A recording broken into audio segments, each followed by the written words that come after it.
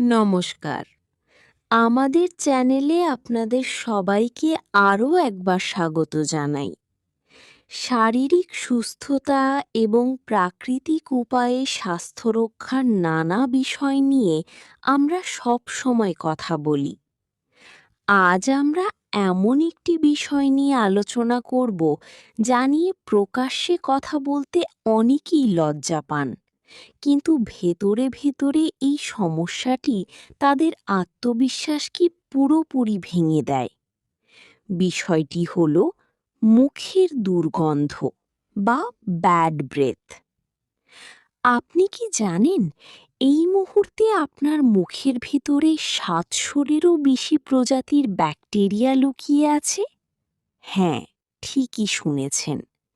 আর এদের মধ্যে কিছু ব্যাকটেরিয়া অনবরত এক ধরনের বিষাক্ত গ্যাস তৈরি করে, যাকে বিজ্ঞানের ভাষায় বলা হয় ভোলাটাইল সালফার কম্পাউন্ড, ভিএসসি।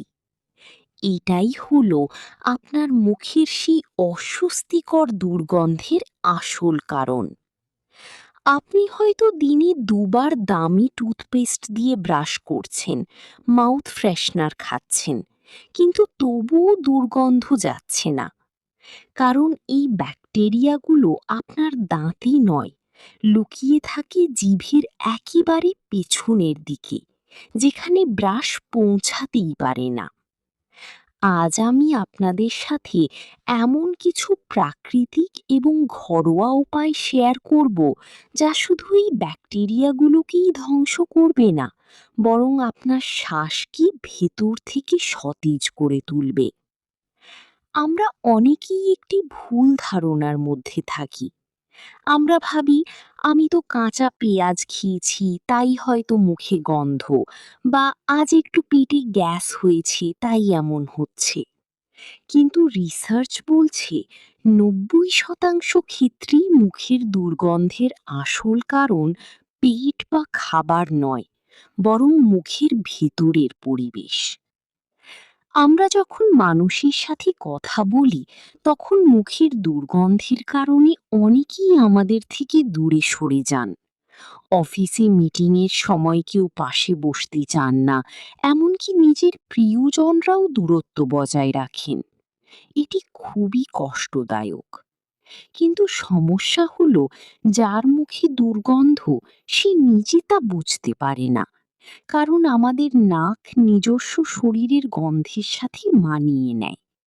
তাই এই সমস্যাটিকে আর অবহেলা নয়, ব্রাশ করার পাশাপাশি আমাদের মুখের ভিতরে সম্পূর্ণ হাইজিন বা পরিচ্ছন্নতা বজায় রাখতে হবে। আজ থেকেই আপনাদের প্রতিদিনের রুটিনে ৪টি খুব সাধারণ কিন্তু অত্যন্ত কার্যকরী অভ্যাস যোগ করতে হবে। প্রথমত, জিভ পরিষ্কার রাখা। সকালে ব্রাশ করার পর একটি তামা বা স্টিলের টাং স্ক্র্যাপার নিয়ে জিভের পেছন থেকে সামনের দিকে ৫-৭ বার আলতো করে টানুন। প্লাস্টিকের স্ক্র্যাপার ব্যবহার না করাই ভালো। এই একটি ছোট অভ্যাস আপনার মুখের দুর্গন্ধ প্রায় ৭০% কমিয়ে দিতে পারে। দ্বিতীয়ত, লবঙ্গের ব্যবহার। খাবার খাবার পর আমরা অনেকেই মৌরি খাই। এবার থেকে তার সাথে একটি লবঙ্গ মুখে রাখুন।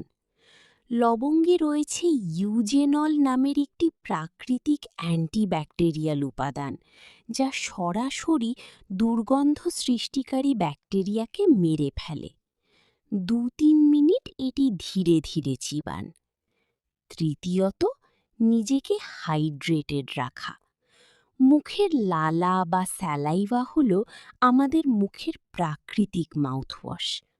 মুখ শুকিয়ে গেলেই ব্যাকটেরিয়া দ্রুত বংশবৃদ্ধি করে। তাই সারাদিনে অন্তত ৮ থেকে ১০ গ্লাস জল অবশ্যই খাবেন। সকালে ঘুম থেকে উঠেই ১ বা ২ গ্লাস ঈষদুষ্ণ জল খাওয়ার অভ্যাস করুন। এটি শরীরের সার্বিক সুস্থতার জন্যও দারুণ কাজ করে। চতুর্থত, লবণ জল দিয়ে গার্গেল করা। এটি আমাদের ঠাকুমা দিদিমাদের আমলের পুরনো টোটকা, কিন্তু বিজ্ঞানও আজ একে স্বীকৃতি দেয়। ১ গ্লাস হালকা গরম জলে আধা চামচ লবণ মিশিয়ে দিনে ২ বার গার্গেল করুন। লবণ মুখের পিএইচ ব্যালেন্স ঠিক রাখে এবং মাড়ির ফোলা ভাব কমায়। এবার আমি আপনাদের সেই জাদুকরি মাউথওয়াশটি বানানো শেখাবো, যার জন্য আপনার একগাদা টাকা খরচ করে বাজারের কেমিক্যালযুক্ত মাউথওয়াশ কেনার দরকার নেই। আপনার রান্নাঘরের মাত্র ৪টি সাধারণ উপাদান দিয়েই এটি তৈরি হবে। প্রথমে ১ গ্লাস বা ২৫০ মিলি জল চুলায় বসিয়ে হালকা গরম করে নিন। জল ফুটাবেন না। এবার এর মধ্যে ২টি গোটা লবঙ্গ এবং ৮-১০টি সতেজ পুদিনা পাতা একটু থেঁতো করে দিয়ে দিন। পুদিনা পাতায় থাকা মেন্থল শুধু ফ্রেশ গন্ধই দেয় না, এটি ব্যাকটেরিয়ারও জম। এবার পাত্রটি ঢেকে ৫ মিনিট রেখে দিন। ৫ মিনিট পর জলটা ছেঁকে নিন। জলটা যখন ঈষৎ উষ্ণ বা হালকা গরম অবস্থায় আসবে, তখন এর মধ্যে ১ চামচ বেকিং সোডা বা খাওয়ার সোডা মিশিয়ে দিন। বেকিং সোডা হলো এই রেসিপির হিরো। এটি মুখের ভেতরের অ্যাসিডিক পরিবেশকে নিউট্রালাইজ করে এবং দুর্গন্ধযুক্ত গ্যাসকে গন্ধহীন যৌগে পরিণত করে। ব্যাস, তৈরি হয়ে গেল আপনার ১০০% প্রাকৃতিক মাউথওয়াশ। এটি দিনে ২ বার মুখে নিয়ে ৩০ সেকেন্ড থেকে ১ মিনিট ভালোভাবে কুলকুচি করে ফেলে দেবেন। এটি গিলে ফেলা যাবে না। সবচেয়ে ভালো হয় যদি এটি প্রতিদিন ফ্রেশ বানিয়ে ব্যবহার করতে পারেন। ভিডিওর শেষে কিছু জরুরি সতর্কতা মনে করিয়ে দিই। বেকিং সোডার পরিমাণ ১ চামচের বেশি দেবেন না। আর যদি আপনার মুখে কোনো ঘা বা আলসার থাকে, তবে এই মাউথওয়াশটি ব্যবহার করবেন না, না হলে জ্বালা করতে পারে।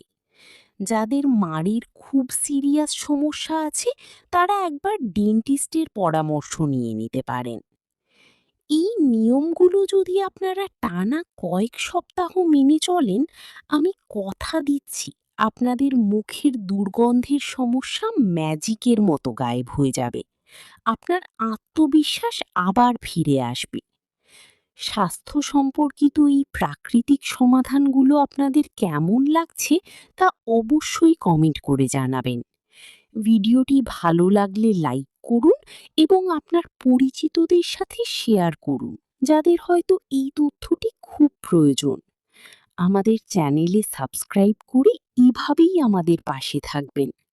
সুস্থ থাকুন, সুন্দর থাকুন আর সব সময়ের মতো প্রাকৃতিক উপায়ে নিজের যত্ন নিন। দেখা হচ্ছে পরের ভিডিওতে। ধন্যবাদ।